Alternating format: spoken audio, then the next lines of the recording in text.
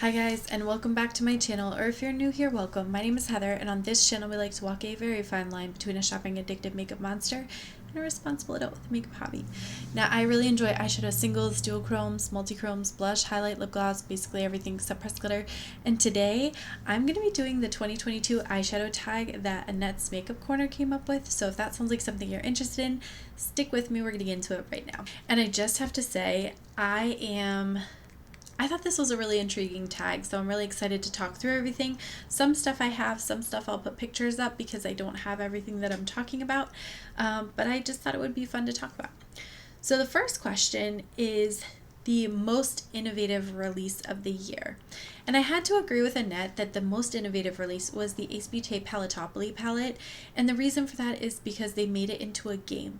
Now, if I could have other palettes be turned into a game, I would be completely down for that. I think that's such a cool concept. I don't know how else you could turn a palette into a game other than basically a palette bingo, which is what they designed. But I thought it was a cool concept, and I think the actual color story is pretty cool. You have like some swampy green, brown colors, some purples, some blues, so definitely thought that was very intriguing. Palette that surprised me the most is question number 2. And this palette, I definitely wanted to pick something that I had in my collection because I didn't think it was fair to talk about a palette that surprised me if I hadn't tried it. So the palette that surprised me the most was the ColourPop Darth Vader palette. Now, if you've watched any of my other videos, I'm sure I've bored you to death already with this palette, but this is a beautiful, beautiful color story. I love the light, like neutrally gray shades that you have here. I love the deep gray here. These two work really well to deepen up the outer corner. And then you can go either more like bronzy metallic or silvery metallic here, and then this makes a great inner corner highlight. I don't think I've ever used the red shade, to be perfectly honest, but everything else in this palette more than makes up for it. And I was super, super surprised at how much I like this palette, considering when I bought it, I was like, yeah, we'll just try it. Like, it looks relatively interesting, and then I ended up really, really liking it. Question number 3. Palette you regret buying. And this is the palette that I like to call the Melt Cat Litter palette. Now, this is actually called the Melt Mary Jane palette in case you were trying to play along at home, but this is what this palette looks like. I tried to do one look with this eyeshadow palette. I used this Sweet Lucy shade and tried to put it all over my lid, and it felt like I was getting little micro cuts all over my lid. I don't know that this has any like glitters in it. Like, it doesn't look like it does, but it was just so dry and painful to use. I literally had to take my makeup off and start over. I purchased this from Sephora during, I think, the spring VIB sale, and I basically messaged them and was like, I don't know if I got a dud or what, but this like physically hurt me. And they were very apologetic. They sent me my money back for the palette, which I really appreciated. But yeah, this was not it, sis. All right. Question number 4 is best collaboration. And by far, the best collaboration of the year is the Glamlite Scooby-Doo stuff. So I have the highlighter. I keep it like at the ready at all times. And it looks like this, 2 really beautiful shades. But then the Creeps and Crawls palette, which looks like this deep berry blues, purples, delicious colors. And then the Rutro Raggy palette, which looks like this. Super, super gorgeous.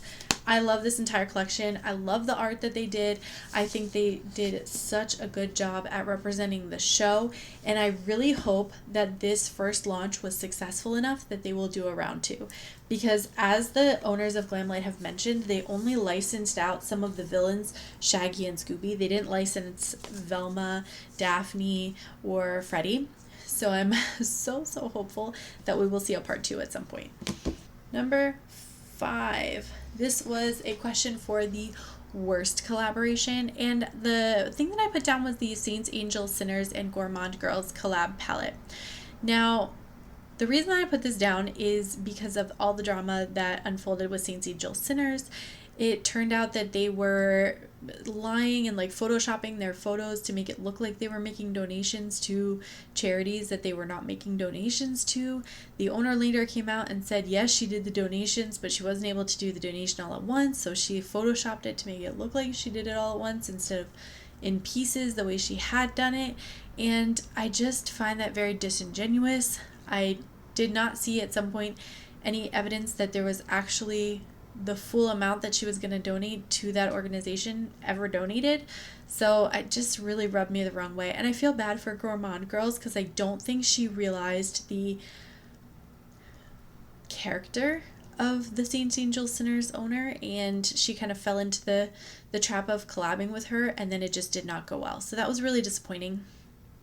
And the packaging itself was like Saints Angels Sinners style, so it's very chaotic and kind of overwhelming to look at. If you guys have any of her stuff at home, definitely let me know. Have you like depotted it or put it into a Z palette? Because I'm kind of thinking for some of the stuff that I bought before I learned about her character that might be a good idea. I just haven't had the time. I haven't gotten around to it. And now it's the holidays, so I'm sure I won't get around to it again. But it's on my to-do list. It's on my forever long to-do list. All right, the best seasonal release. This is the next question. Now we're going to get into some more fun stuff. And I picked the Unearthly Cosmetics Sleepover palette. So nobody said it had to be Christmas season. And so I picked this one because this one, when I saw it, when it originally launched, this like took my breath away. This is such a beautiful pink palette, but instead of just being like very soft pinks, you have a lot of depth here. This like more burgundy, you have this purpley shade, and then this shade definitely serves almost as like a black.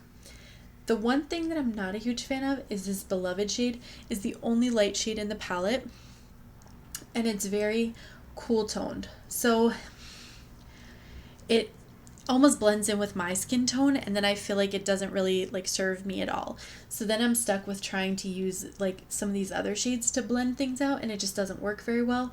But the rest of the shades in this palette more than make up for it. I'm happy to grab another single from one of my other palettes and use to kind of work as my lightest shade for this one, because the rest of this palette is stunning. And I like the cover art. I like the little like Vargas girl quality here. And number 7 is a palette still on your mind, and I have multiple answers for this one.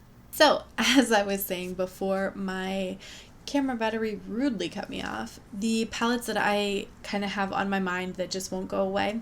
The first is the Oracle palette by Bella Beauty Bar. It's a beautiful 6-pan highlighter palette. The top center shade is kind of this magenta burgundy flip to an iridescent shade, and I think that is super stunning. I would really love to try that palette. I just feel like I have so much that I've picked up from Black Friday that I haven't tried yet that I don't want to just keep like adding on top of it. I was hoping they would have a Black Friday sale so that could like justify things, but they didn't. That palette was still full price. They did a discount just on their collab palettes, which is fine. But I wasn't in the market for any of those at the time, so I'm just going to kind of wait, probably pick that up at some point in the new year. And then the other palette that has been on my mind for forever is the Lethal 1-Up palette. Now, I have tried to catch that on a restock, I think 3 or 4 times at this point, and it is maddening trying to catch that palette. I've tried to get it with the 4 like tie-dye kind of blushes that they came out with over the summer, and every time something goes out of stock. There was one time that everything was in stock, I was ready to purchase, I had my discount code loaded, and then it just wouldn't complete my purchase. There was plenty of money in my account, but it kept saying that there was an error in processing, and it would just never complete the transaction. I don't know what the heck the problem was. I tried it multiple times, and then I gave up and tried later in the day, and then stuff was out of stock again. And I was like, you know what? Like, sure, whatever. And so I just haven't been able to catch it. I tried to catch it on the Black Friday restock. It just hasn't been meant for me. So that's the other disappointing thing that is still on my mind.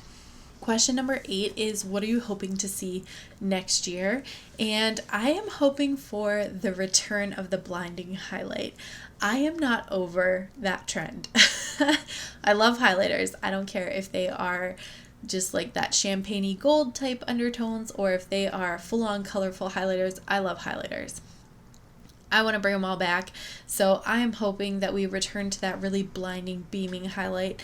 This past year, I feel like was definitely the year of the blush and like some bronzer, but like I need my highlighters. So I'm hoping to bring that back.